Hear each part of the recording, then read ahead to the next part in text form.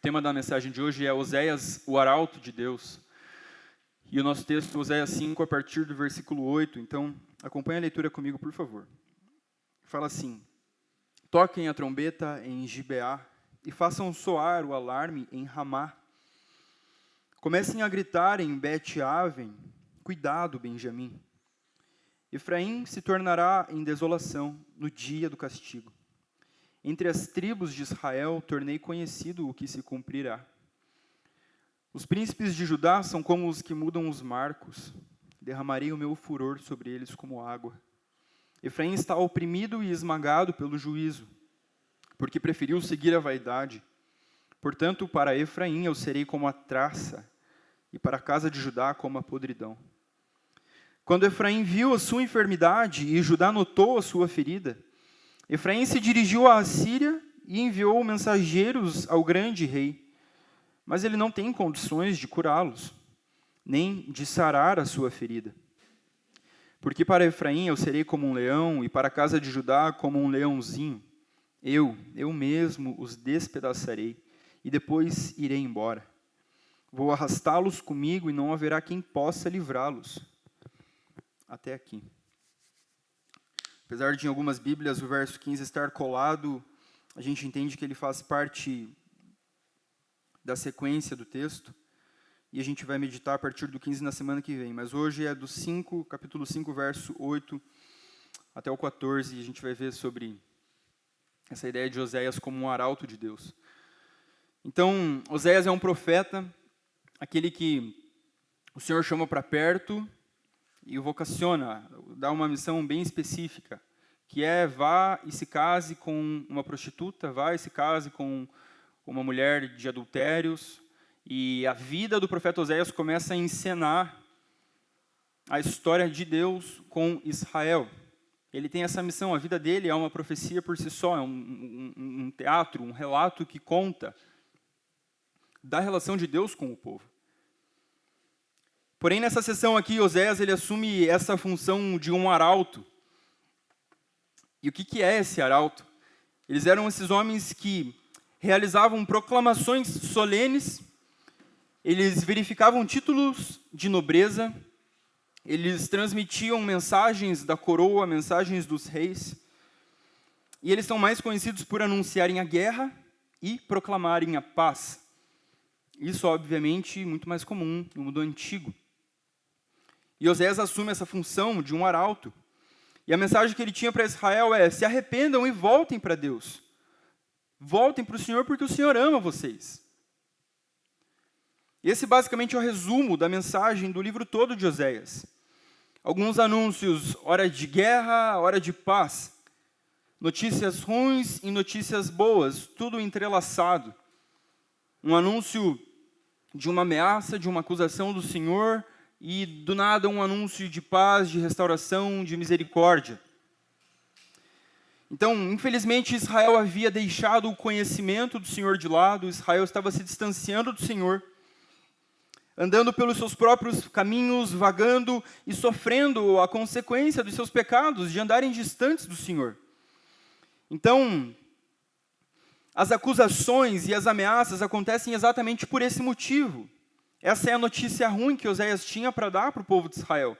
Vocês estão caminhando distante do Senhor e virá juízo sobre vocês, virá uma disciplina sobre vocês. Porque vocês estão caminhando cada vez mais distantes do Senhor, e esse é um problema. Por isso Deus levanta os profetas. Uma das funções dos profetas era relembrarem o povo da lei, relembrar o povo da palavra de Deus. E essa é a notícia boa que os profetas tinham. Se vocês se voltarem ao Senhor em arrependimento, em humildade, com um coração contrito, Ele os perdoará, Ele vai renovar, Ele vai restaurar a vida de vocês. Então Deus escolhe Oséias para ser o profeta dele, e semelhantemente hoje Deus nos escolhe para sermos também os seus arautos, pessoas que anunciam. Essa mensagem que às vezes parece paradoxal, que tem esses dois lados da moeda. Uma mensagem difícil, uma notícia ruim, mas também uma notícia boa. Nós todos temos uma mensagem para anunciar ao mundo.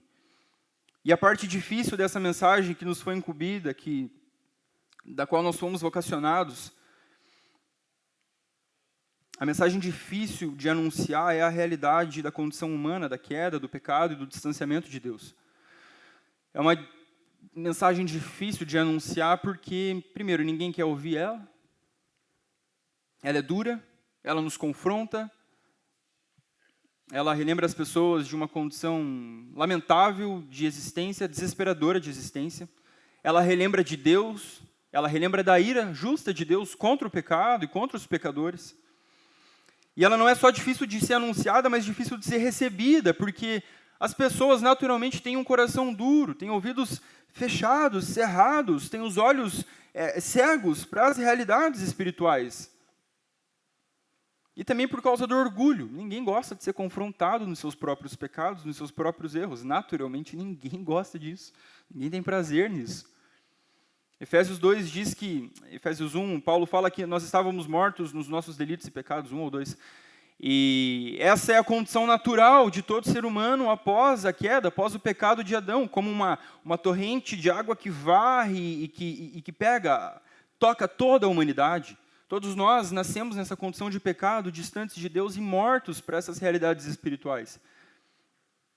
Então, muitas vezes o profeta assume essa função de anunciar uma mensagem dura, difícil, a pessoas que dificilmente receberão dessa mensagem. E antes essa mensagem era restrita aos profetas, aos sacerdotes, como a gente viu alguns domingos atrás. Mas após Cristo inaugurar o reino dele, a mensagem é dada a toda a igreja. E o que a gente deve fazer com uma mensagem, se não falar, anunciar?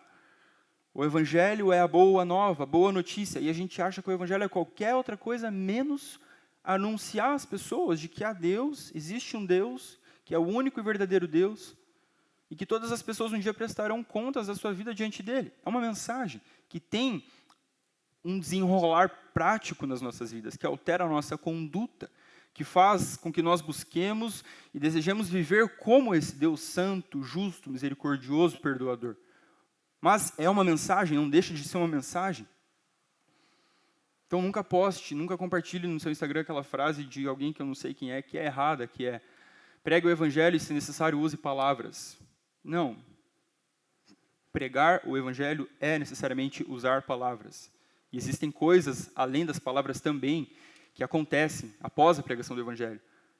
Mas ela parte desse lugar de um anúncio, de uma mensagem, de uma boa nova. Nós carregamos uma mensagem que traz vida a quem está morto. 1 Coríntios 1, 21, Paulo fala que Deus achou por bem salvar os que creem por meio da loucura da pregação. Deus decidiu, ele achou por bem salvar as pessoas por causa da loucura da pregação, e não por qualquer outro ato. Então, minha oração é que Deus faça para nós isso uma realidade no nosso coração hoje. E talvez a gente tenha se desanimado com o passar dos tempos por não vermos frutos. Às vezes você anunciou o evangelho a alguém, você orou por uma pessoa, compartilhou, chamou para ir para a igreja, e você se frustrou. E no que diz respeito ao anúncio do evangelho, também não se sinta menor por, às vezes, não conseguir fazer e pensar, não vou chamar a pessoa para ir para a igreja, porque a igreja é o lugar onde o evangelho é anunciado, então faz muito sentido você chamar alguém que não conhece a Cristo para vir para a igreja. Você não precisa disso necessariamente para anunciar o evangelho, você pode e deve, por conta própria, saber disso aqui o suficiente para falar para a pessoa que ela precisa de Deus, ela precisa de salvação. Mas chamar para a igreja também faz muito sentido, porque aqui é um lugar onde o evangelho é proclamado semana após semana. Então, você pode ter se desanimado por não ver frutos,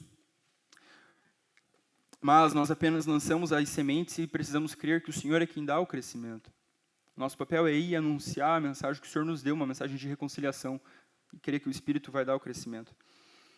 Mas a nossa negligência também no anúncio da mensagem do Evangelho pode ser por falta de amor, e eu acho que essa é a principal motivação. Porque a gente ama pouco, ou a gente ama do jeito errado, ou a gente conhece muito pouco acerca das realidades espirituais. Enquanto eu estava pensando e meditando, eu lembrei da frase famosa do Jonathan Edwards, que é um teólogo calvinista do século XVIII, e ele diz: ó Deus, grave a eternidade nos meus olhos.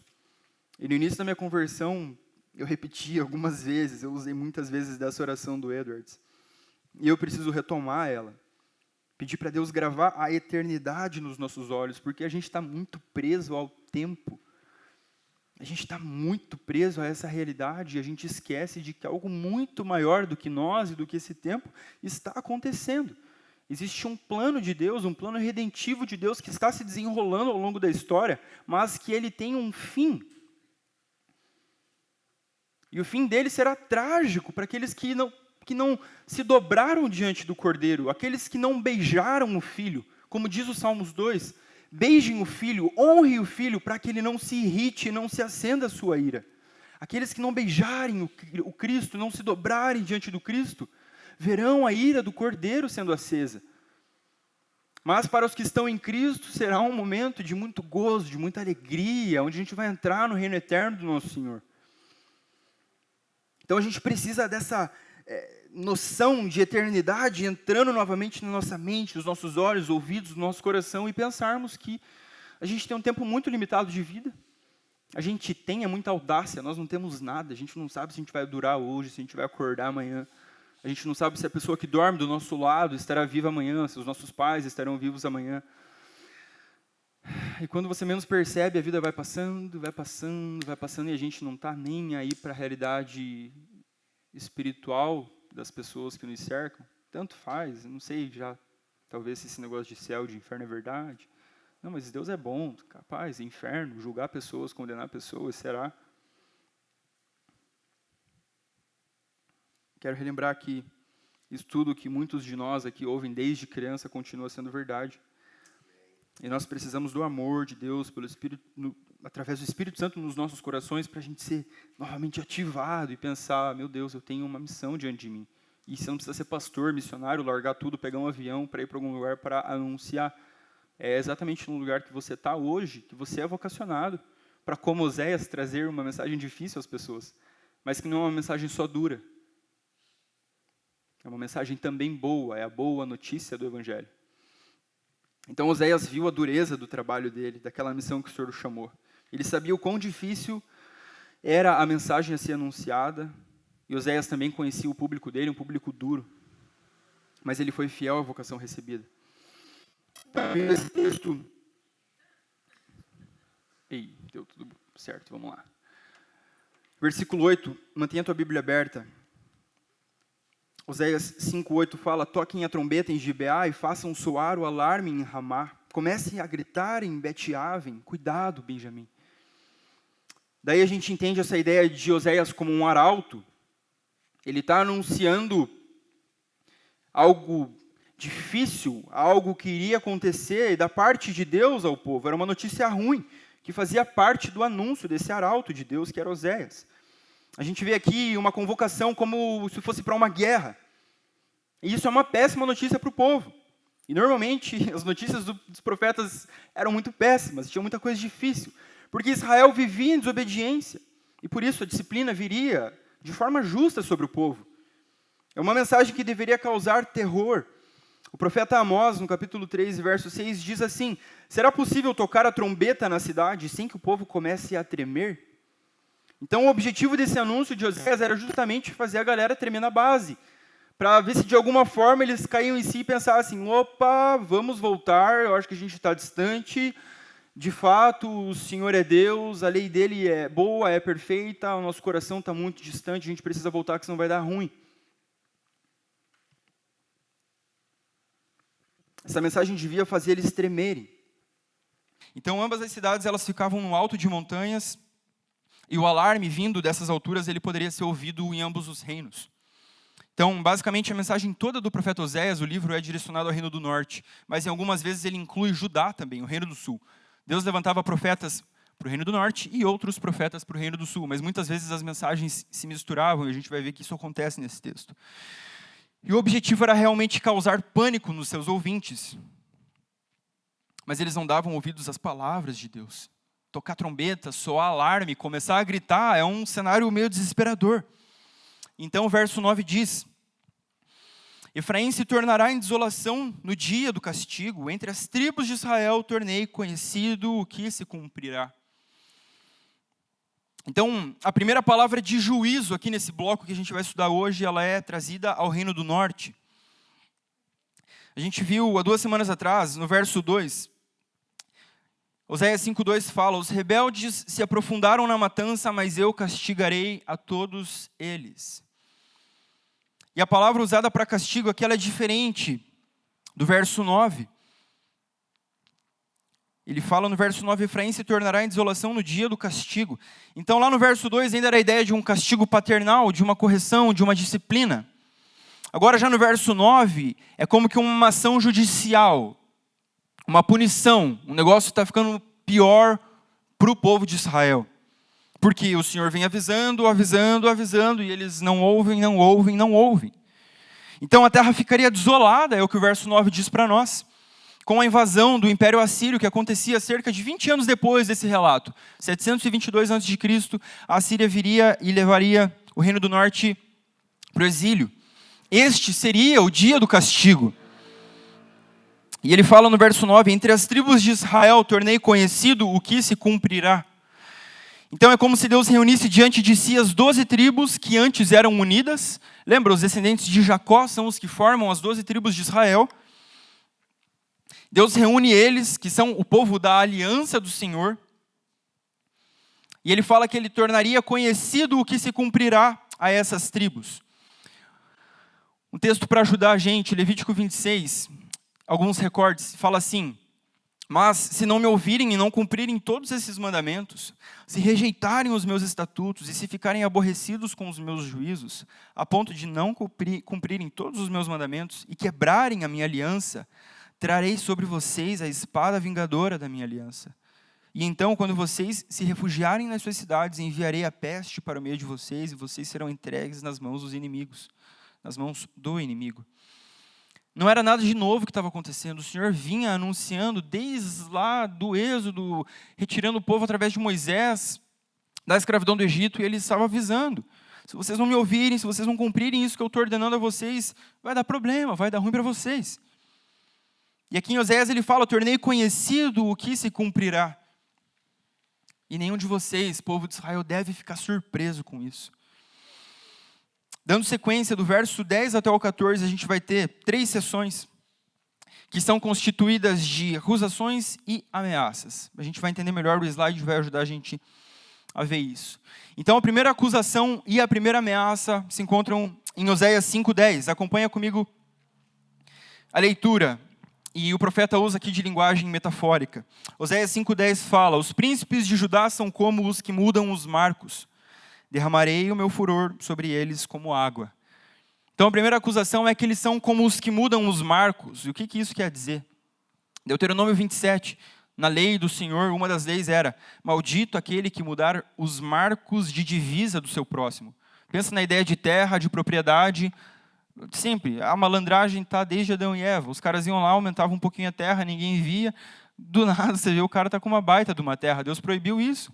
A terra aqui é tua, esse tamanho, 10 metros por 10, é isso, está tudo bem, fica aí e pronto, sossega. Maldito é aquele que mudar os marcos, maldito é aquele que se tornar um ladrão, um enganador. Mas Deus não trata aqui apenas desse aspecto geográfico, material, dessa limitação.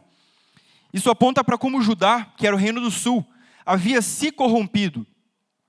Então Judá é a tribo que Deus havia separado para si, é onde o culto acontecia, a religião acontecia, Jerusalém era o lugar.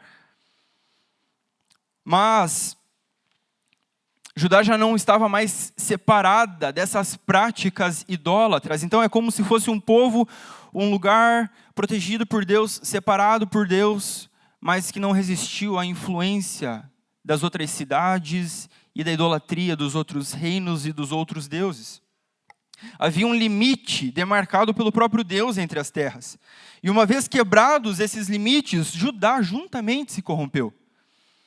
Então, mudar os marcos nos fala aqui também sobre abrir concessões. Deus delimita, fala: vocês vão fazer assim e pronto. Mas algumas concessões são abertas, algumas brechas são abertas, e nisso a influência externa começa a se fazer presente na vida de Judá. A gente viu alguns domingos atrás, Oséias 4:15, o profeta diz assim: se você, Israel, quer se prostituir, pelo menos não faça com que Judá se torne culpado. Então Deus está falando: Israel, o negócio está louco aí no meio de vocês, está uma bagunça. Se vocês querem se prostituir, pelo menos não faça com que Judá, o reino do sul, se torne culpado. E aí ele diz, não venham a Gilgal, nem subam a Bet-Aven, que eram lugares onde aconteciam a adoração idólatra. Então Deus está fazendo, Judá, o negócio lá em cima está feio, fica na tua, sossega, não se meta com os caras, porque vocês vão se contaminar inevitavelmente. João Calvino comenta o seguinte acerca desse verso, ele diz, o profeta agora diz que os judeus misturaram-se com os israelitas. Então, depois de um tempo na história do povo de Israel, o termo judeu ele é atribuído apenas ao povo do sul, que era um povo mais puro. Que eles não estavam tão inflamados, contaminados com as práticas pagãs. Por isso que Calvino fala, o profeta diz que os judeus, sul, se misturaram com os israelitas e ficaram assim alienados do Senhor. Pois os príncipes mesmos removeram as delimitações, ou seja, destruíram por indolência e outros vícios, toda a reverência a Deus, toda a preocupação pela religião e também todo o interesse pelo que era justo e direito. Então essa é a acusação. Os príncipes de Judá são como os que mudam os marcos. E a ameaça, ele diz no verso 10, derramarei o meu furor sobre eles como água. Assim como uma torrente de água rapidamente toma tudo e carrega tudo que vê pela frente sem conseguir segurar, Deus faria juízo contra o reino do sul dessa forma, repentina, sem que ninguém conseguisse reter ele. Sem que nenhuma mão pudesse segurar o juízo de Deus contra o povo que estava caminhando e avançando em passos largos, em desobediência, rumo ao cativeiro. Então essa é a nossa primeira acusação. Eles são como os que mudam os marcos e por isso a ameaça, derramarei o meu furor. Verso 11, acompanha. A segunda acusação. Efraim está oprimido e esmagado pelo juízo, porque preferiu seguir a vaidade. Efraim está oprimido e esmagado pelo juízo, porque preferiu seguir a vaidade. Ou como diz na NVT, na NVI, ir atrás de ídolos. Essas versões mais recentes, elas atualizaram por ir atrás de ídolos, o que essa outra versão diz por seguir a vaidade. Então a gente pode ter essas duas ideias na nossa mente. Vamos entender um pouquinho melhor de onde surgiu isso.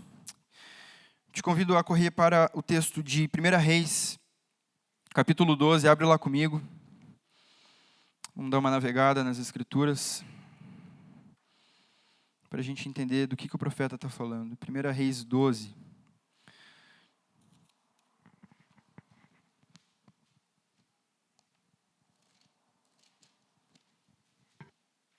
A gente vai ler a partir do verso 25. 1 Reis 12, 25. Fala assim. E Jeroboão edificou Siquém na região montanhosa de Efraim e passou a residir ali. Dali edificou Penuel.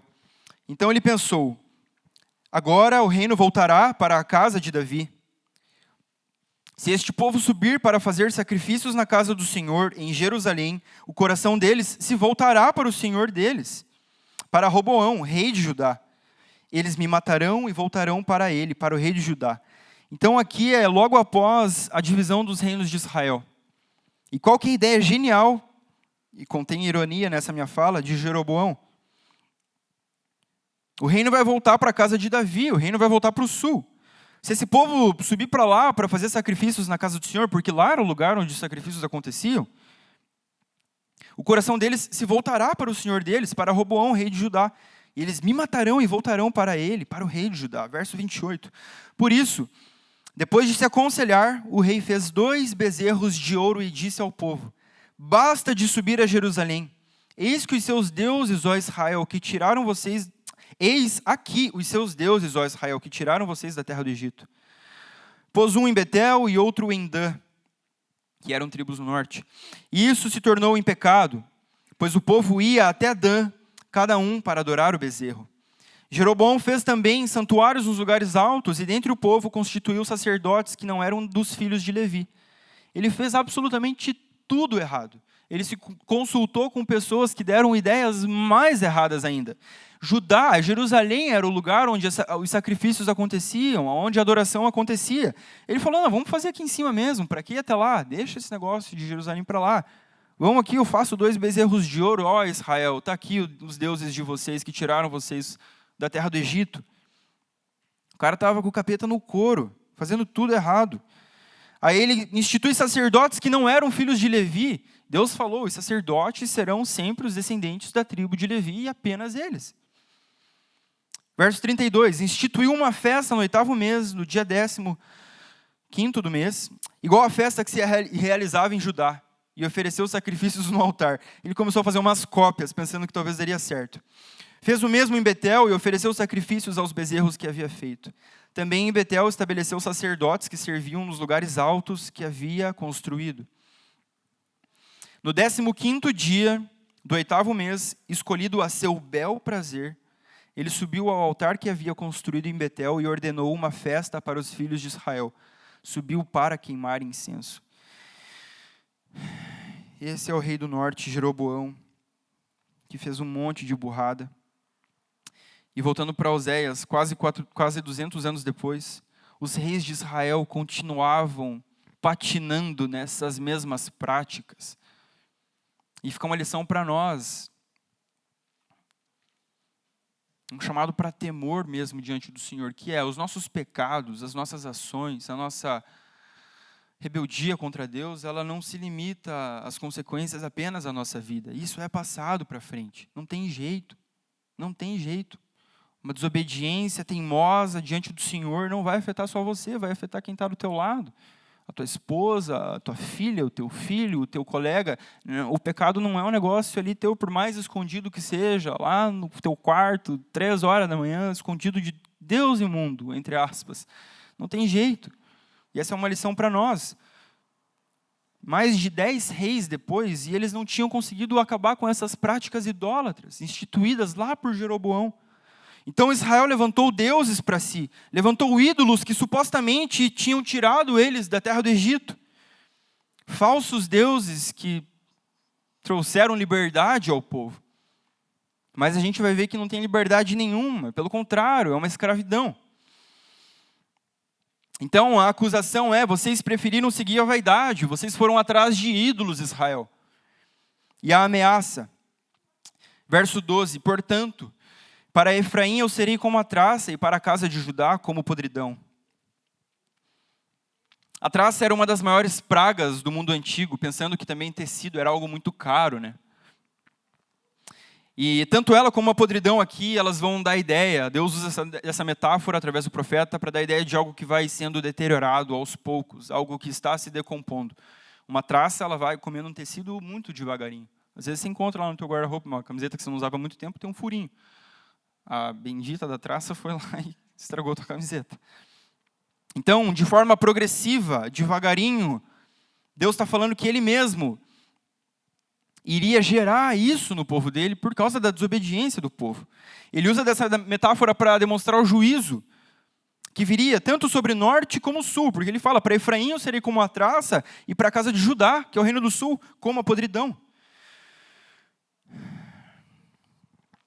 Isso acontecendo de uma forma devagar, progressiva, lenta, tanto a traça correndo um tecido, como a podridão estragando alguma coisa que ela toca, uma comida, por exemplo. Isso dá a ideia de que Deus estava aplicando já, sim, o juízo sobre o seu povo, mas de forma lenta, dando tempo para que o povo viesse ao arrependimento. Ele não ia acabar com o povo de uma vez por todas, ele estava, profeta após profeta, anunciando, se voltem para mim, se voltem para mim, se voltem para mim. Se voltem, Deus estava dando tempo para o povo se arrepender. Olhando para o Novo Testamento, 2 Pedro 3, do 7 ao 9, abre lá comigo, por favor. A gente vai dar uma passeada para a gente entender um pouco sobre esse Deus paciente e longânimo que nós temos. 2 Pedro 3. 2 Pedro 3, 7 fala assim. Pela mesma palavra, os céus e a terra que agora existem têm sido guardados para o fogo, estando reservados para o dia do juízo e da destruição dos ímpios. Mas há uma coisa, amados, que vocês não devem esquecer, que para o Senhor um dia é como 1000 anos, e 1000 anos são como um dia. O Senhor não retarda a sua promessa, ainda que alguns a julguem demorada.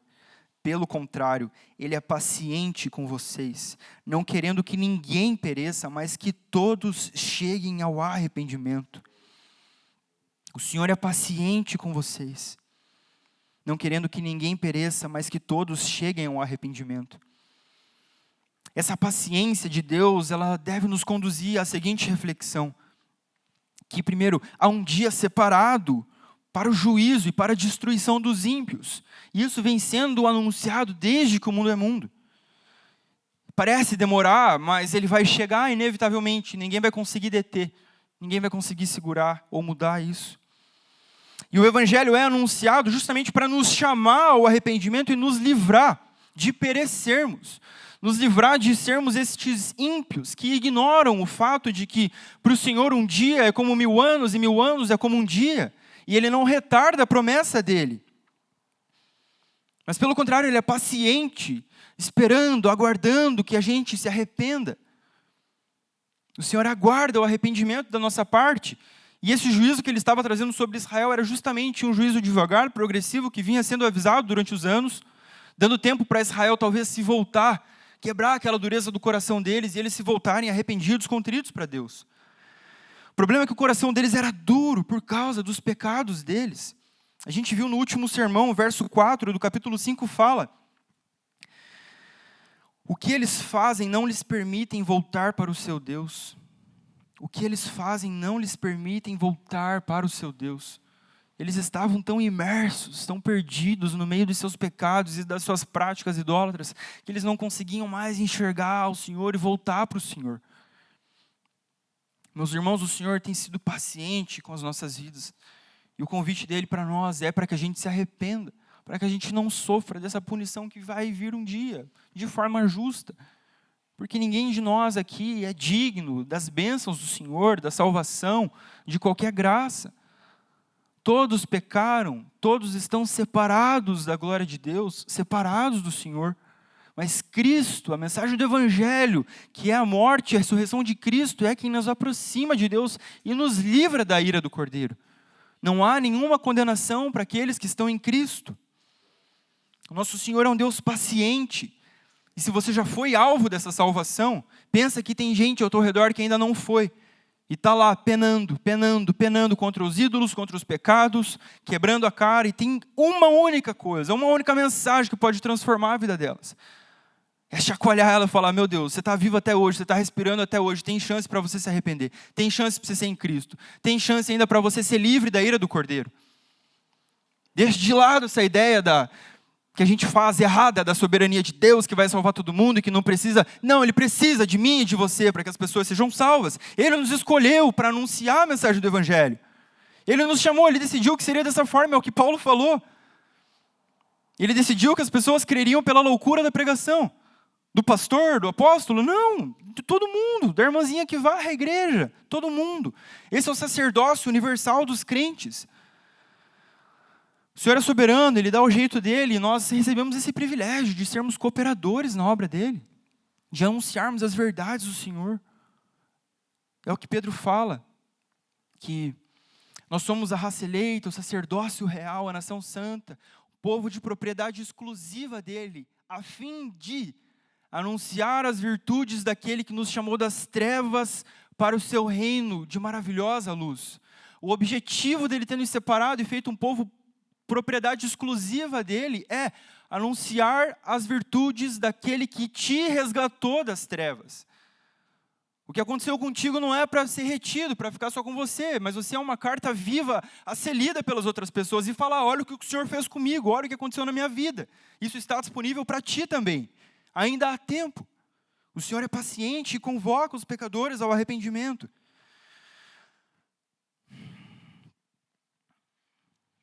Voltando para o nosso texto, essa é a segunda acusação. Israel seguiu a vaidade, foi atrás dos ídolos. E Deus diz que Ele mesmo seria como uma traça e uma podridão.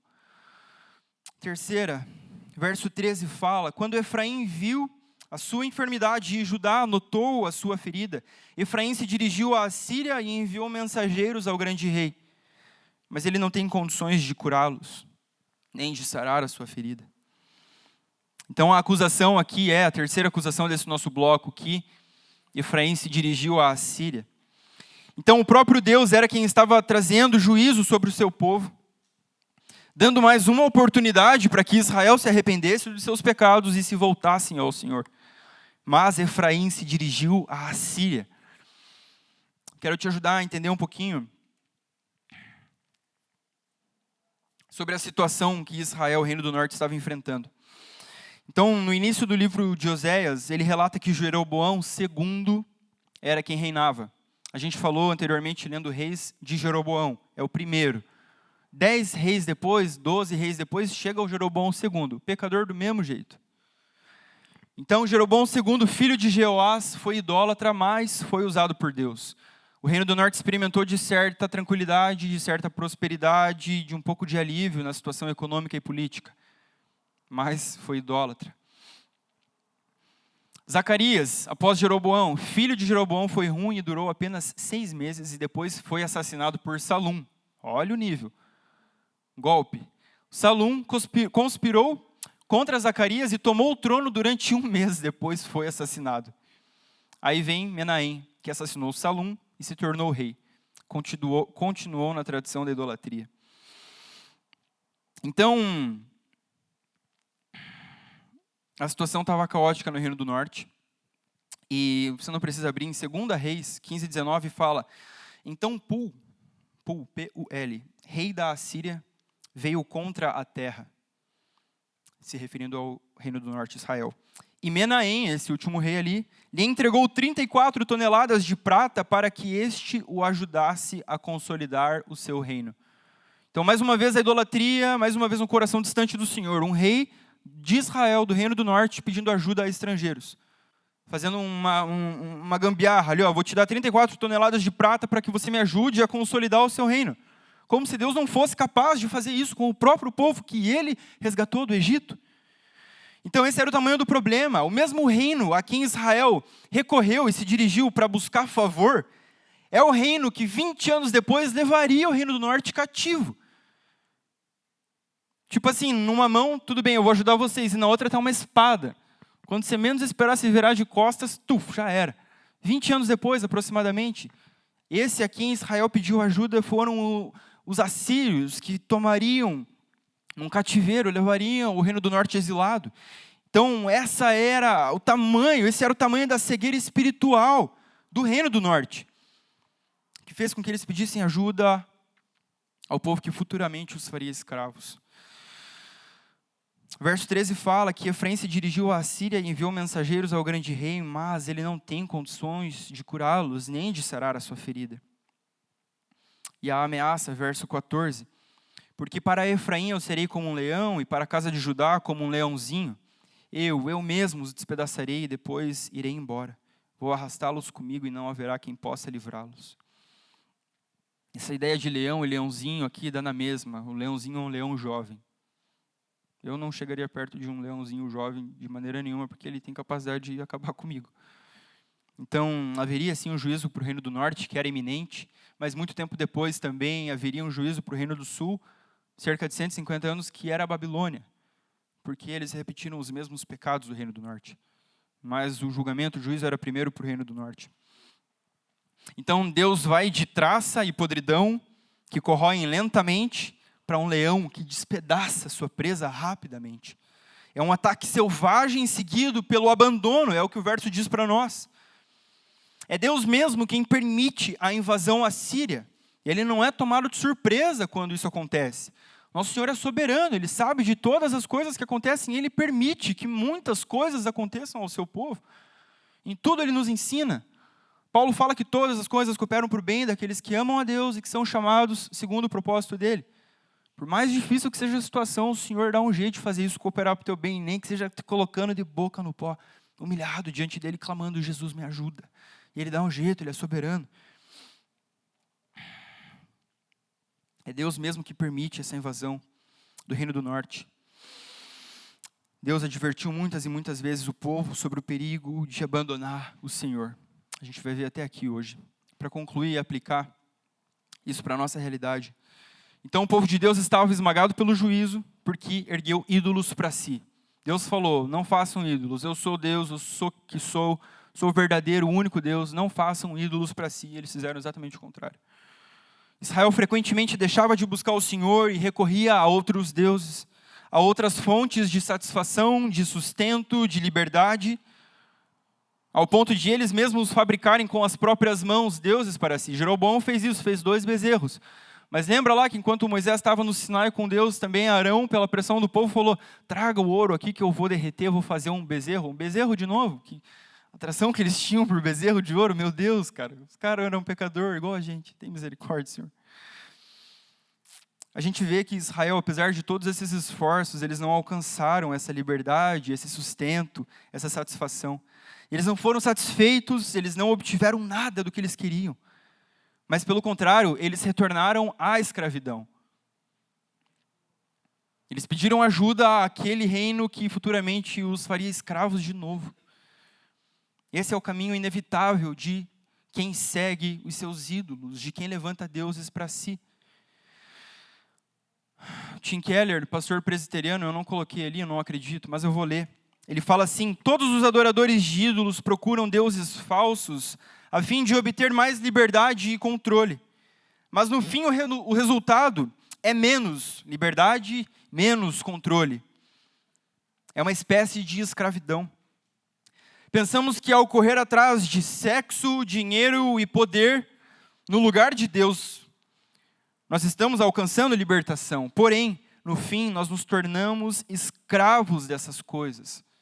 A gente pensa nessa ideia de ídolo, daí a gente pensa num bezerro de ouro sendo fundido e sendo levantado, e aí nosso primeiro pensamento é: eu não sou um idólatra, imagina, não tenho nenhuma imagem de santo na minha casa, não tenho nenhum bezerro de ouro. Não, a gente tem uma capacidade de tornar qualquer coisa um ídolo para nós. O Tim Keller fala no livro dele que um ídolo é alguém ou alguma coisa sem a qual você não consegue viver sem. Se você parar para pensar, essa frase pode ser preenchida com muitas coisas, né? Alguém ou algo que, se você olhasse e pensasse: será que eu consigo viver sem isso? Será que eu consigo viver sem o emprego que eu tanto almejo? Será que eu consigo viver sem aquela régua X de salário que eu quero e que eu ralo e que eu me esforço tanto para conseguir? Ou aquela mulher que eu desejo e que eu caso? E o pior de tudo, meus irmãos, é que nós temos a capacidade de tornar todas essas coisas que são bênçãos de Deus. O sexo é bênção de Deus, o dinheiro é bênção de Deus, o trabalho é bênção de Deus, a família é bênção de Deus. A gente tem a capacidade lamentável de tornar essas coisas os nossos ídolos.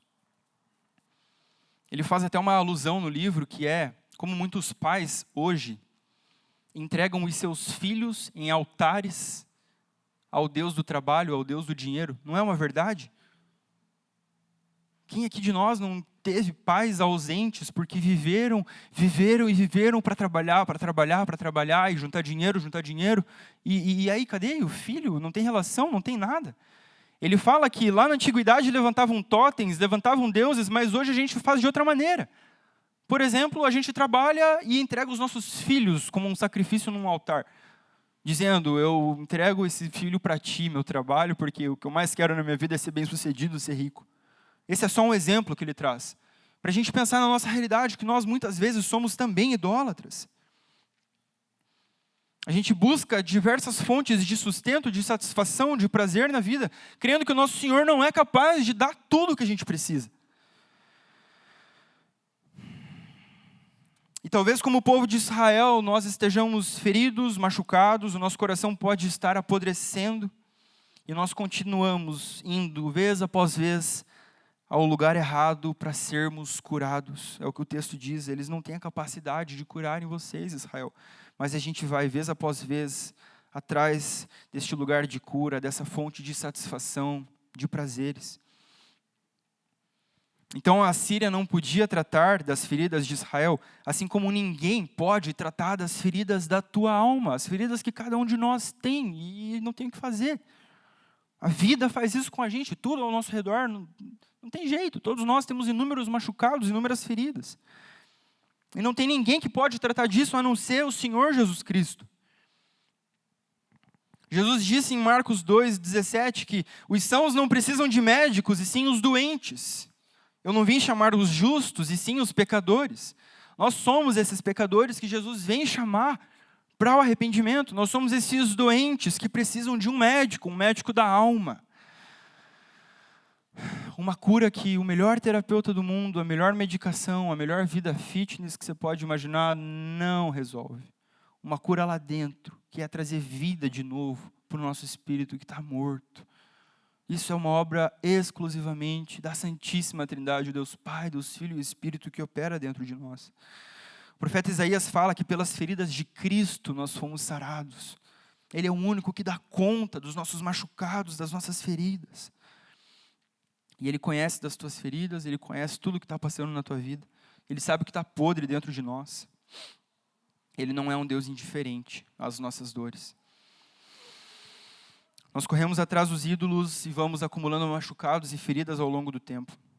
Mas Deus quer nos ensinar nessa noite um caminho mais seguro, um caminho que satisfaz os nossos anseios, que cura as nossas feridas, que nos dá segurança, que faz a gente mudar a perspectiva do que a gente considera necessário para a vida. O Senhor quer nos ensinar isso. Ele é a fonte de toda a vida, Ele é a fonte de tudo que nós precisamos. Nós não precisamos levantar, erigir diante de nós outros deuses, falsos deuses. O nosso Senhor é suficiente. O nosso Senhor é suficiente. E ao contrário dos falsos deuses, Ele não nos escraviza, mas Ele nos traz para a liberdade. É a liberdade dos filhos de Deus. É doído, sim, nós lutamos contra o pecado, nós negamos a nós mesmos, tomamos a nossa cruz, seguimos o Senhor. É um caminho difícil, é um caminho estreito, como a palavra diz, mas é um caminho de liberdade. O caminho oposto a esse parece ser um caminho de liberdade, mas é um caminho de escravidão.